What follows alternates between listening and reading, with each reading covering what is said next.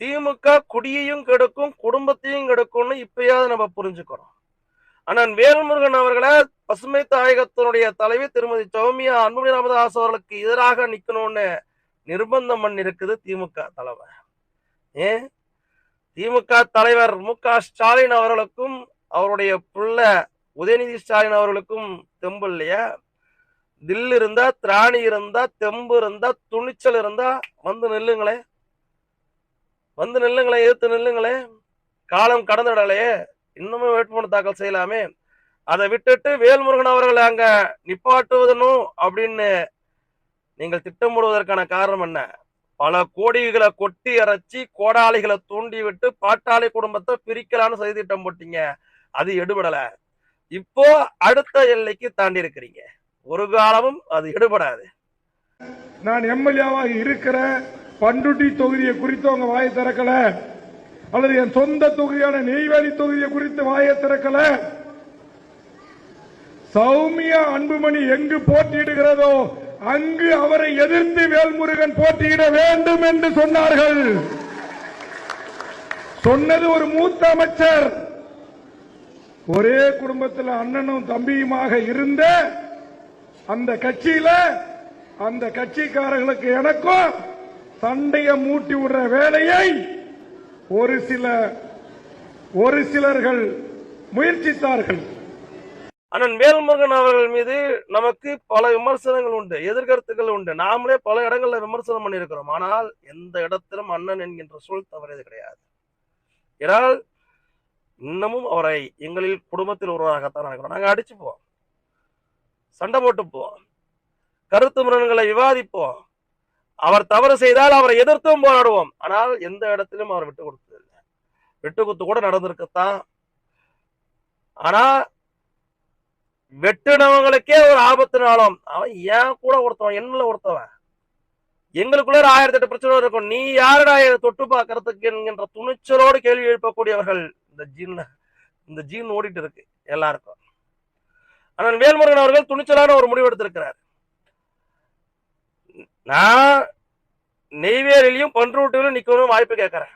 அப்படி கொடுக்கல, நீ சௌமியா அன்புமணி ராமதாஸ் அவர்களை தான் எடுத்து நிக்கணும்னு நீங்க திட்டம் போடுறீங்க அப்படின்னா, அவர்கள் குடும்பத்தோட ஒருத்தர நான் வாழ்ந்தவன். அவர்கள் ஏற்கனவே அண்ணன் பதிவுபட்டிருக்கிறாரு. திருமதி சௌமியா அன்புமணி ராமதாஸ் அவர்கள் கையால் நான் உணவறிந்திருக்கிறேன். பாட்டாளி மக்கள் கட்சியின் குடும்பத்தில் ஒருவராக பயணித்திருக்கிறார். என்னை வளர்த்தது, என்னை வாழ வைத்தது பாட்டாளி மக்கள் கட்சின்னு வேல்முருகன் அவர்களே பதிவு பண்ணியிருக்கிறாரு.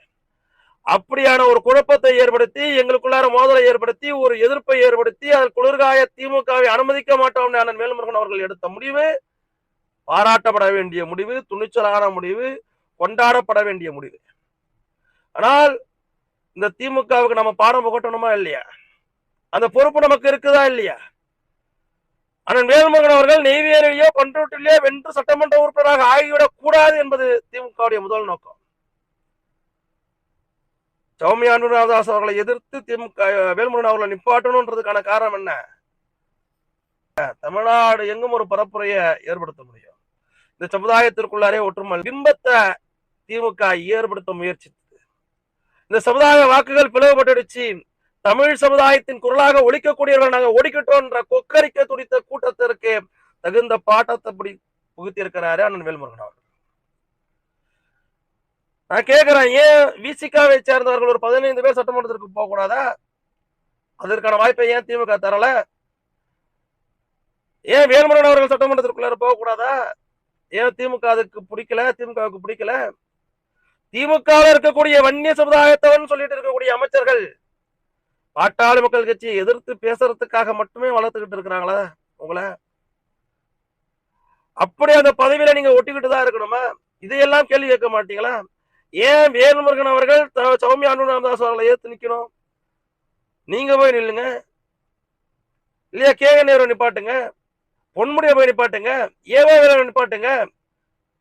அதையெல்லாம் விட்டுட்டு ஏன் வேல்முருகன் நிப்பாட்டணும்? ஏன் அங்க நெஞ்சுரம் கொண்ட ஒரு வன்னிய தலைவர் கூட கேள்வி கேட்கல.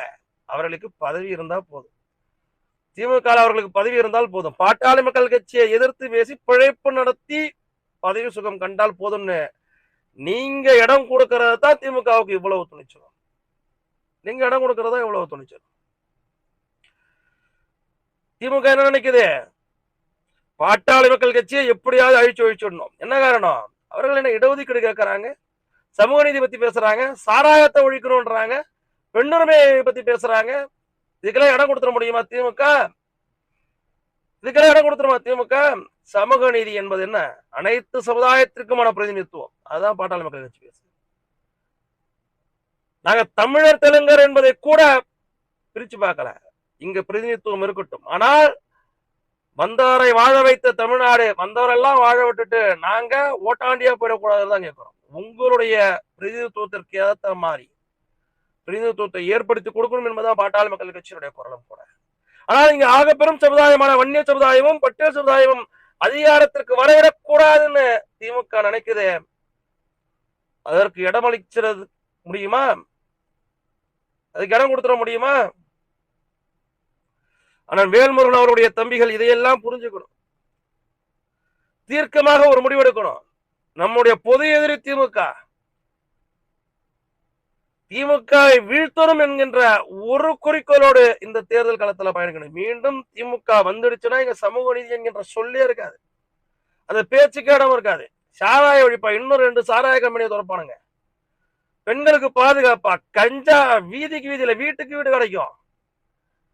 அப்படியான திமுக இடம் கொடுத்துட போறோமா? அப்படியான திமுக இடம் கொடுத்துட போறோமா? சிந்திக்கணும். இந்த தமிழ் சமுதாயங்கள் அரசியல் அதிகாரத்தை எட்டி பார்க்கறதே உங்களுக்கு பிடிக்கலன்னா நாம அவங்கள கொட்டி திருத்தக்கூடிய நேரம் இது இல்லையா?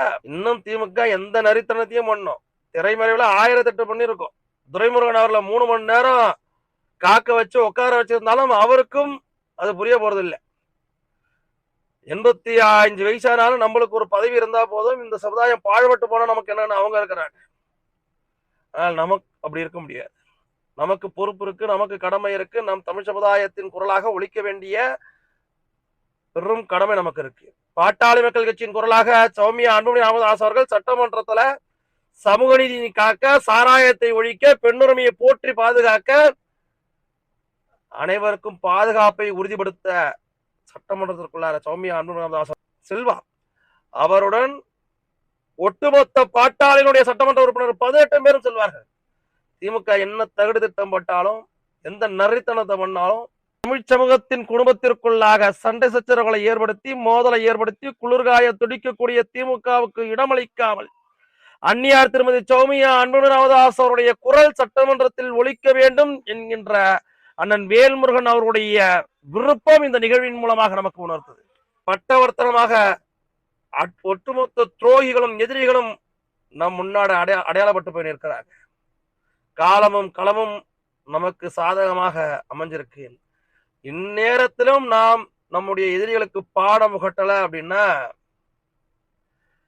நம்மை போல ஒரு முட்டாள்கள் இனிமேலும் யாரும் இல்லை.